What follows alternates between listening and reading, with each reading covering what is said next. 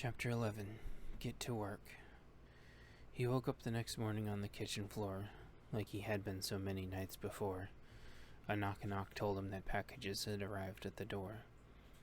Rico wasn't sure why he kept falling asleep on the kitchen floor, but it seemed to be where he felt the most comfortable. Rico floundered around for his cowboy hat. Sure, he left it laying around. He refused to get up without it on his head. The hat had been intentionally left behind on his adventure yesterday, but it was probably for the best. Bouncing around on a bike would make it easy to lose his hat, he imagined. Going on without his hat isn't a future he'd be willing to accept. Rico shook his head in a sort of reverse agreement. No way, Jose. This hat goes with me everywhere from now on, as he apologized to his hat. He went out to check what packages had arrived, and they appeared to be a bunch of heirloom seeds. Thanks, Joe, Rico whispered under his breath appreciatively. Rico looked on towards the gate to see if it was still shut and locked, and it was. He tossed the box up and down a few times and realized it weighed almost nothing, and imagined the delivery person flying the package over the gate with a drone or something. Well played, delivery person. Well played, Rico said proudly under his breath. Rico's stomach grumbled as he tried to remember when the last time he ate was, or even what he ate. He dug through one of the several pantries and found some granola that had been sealed up with reusable food-grade oxygen absorbers. Rico poured some into a cup and began munching. It hurt at first, and then he remembered to chew on the parts of his mouth that weren't injured. It was a challenge momentarily, but it was a self-correcting issue, and he quickly got a handle on it.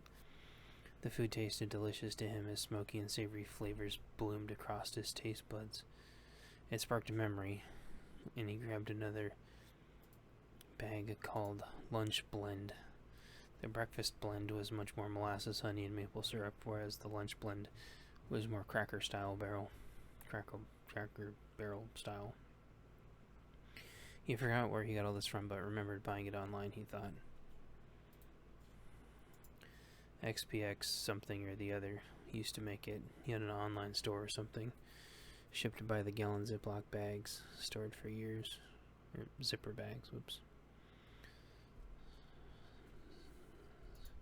Sealed. Rico took a gallon lunch blend and poured a third of it into a quart bag and stuffed it into a cargo pocket. He sealed the gallon bag back up and made sure the moisture pack that had come with it was still there. There wasn't really any humidity up here, but Rico wasn't taking any chances. Once those moisture packs hit atmosphere, they were useless in a day or so. So that was the best place for it, he reckoned. Rico sat for a minute, remembered he had to actually drink something with his breakfast, and realized he hadn't been drinking much until before bed. Remembering his mouth again, he carefully got out a gallon of his tea down the hatch without too much pain. The clove oil was really helping him out. Finishing his tea, he grabbed the empty water bottle from his pocket that he'd rescued from the water pit earlier and lobbed it into the recycling bin. That gave him a second to pause and chuckled to himself that he hadn't heard the recycling truck ever go by since he'd been back. He tried to remember which day and couldn't. Looking up at the calendar, he saw it was the wrong month anyway and checked his phone. Rico adjusted the calendar to the right day and that he had up on the wall. It was a trucking calendar of cool trucks at different job sites doing tons of valuable work.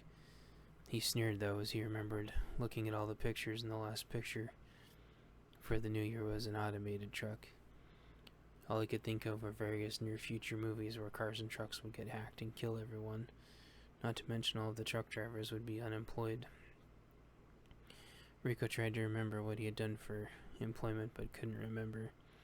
Best he could figure he was retired and that he had a friend named Joe that liked to send him presents that was maybe interested in vehicle logistics. Never a return address, though, just where the packages were ordered from, and he hoped someday he could repay this Joe guy. The first packages had come from an actual estate sale or something, but Rico hadn't recognized the address. With a new water bottle in hand, the second from the day before, He slammed it all down and refilled it from the sink. A thought crossed his mind that this water could be contaminated also, but remembered that the stones or sand or something filtered it all. He had no idea. Weird water voodoo. That made Rico chuckle. Water voodoo. The thought cracked him up. I got the voodoo that you do right here. He patted his 2 6-guns on each side. Lucy and Betsy always got my back. Then he wondered for a second, was that their respective names? He looked at the carvings on each of the ornate handles, 2 fine pieces of craftsmanship that had been passed down for generations, kept his bloodline alive for so long. Rico scratched his head with one while looking at the other. It says blood. I wonder what the other one says. He started scratching his head with blood and looked at the other one. It says pain. Blood and pain? He had a flashback for a second that they had been justice and liberty. Oh well, who was he to argue with what they were named? He decided that they were going to be Lucy and Felicia anyway. Wait. Lucy and Mindy. His oral wounds started hurting a little bit, then the thought trailed off. Betsy. Yeah, Betsy. He said out loud, though he realized he was horrible at remembering names and even faces sometimes. So he put blood and pain back in their holsters and looked for the assortment of dental kits again. He grabbed more of the clove oil, then found the antibiotics and took one. Took the antibiotics with some of his fresh spring water, then dabbed some of the topical medicine where the pain was bugging him. Ow.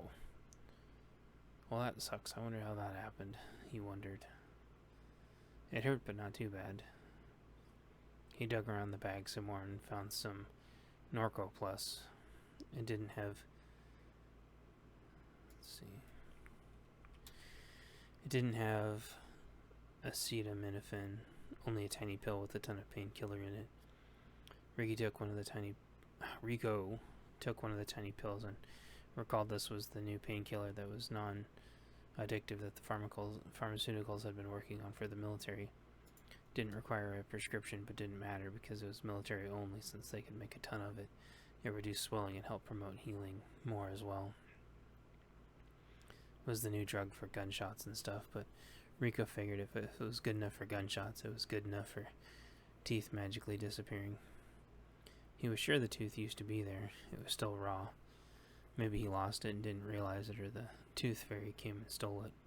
He vowed that if he ever saw the tooth fairy, he would give her the what for.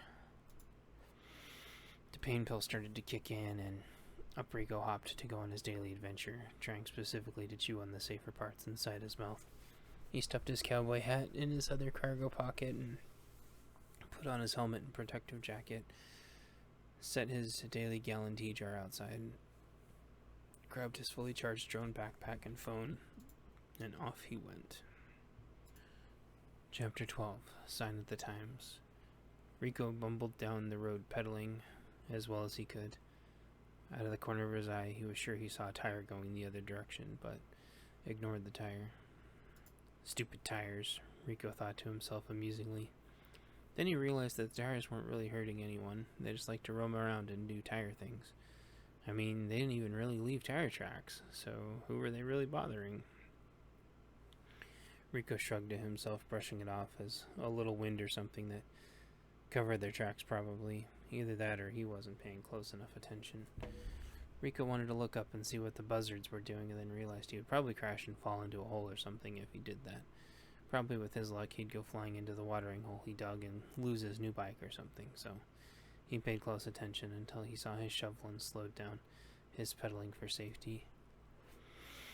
He got off his bike and checked his battery charge, and it was almost full, so the pedaling situation worked really well for charging.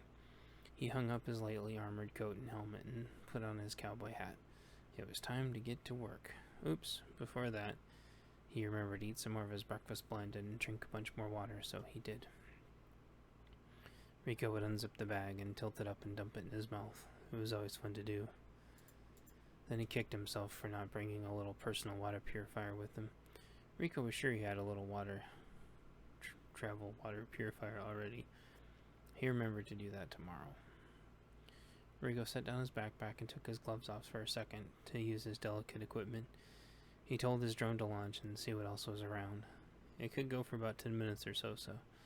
He told it to do a larger pattern scan to see what it could see, then come back and charge.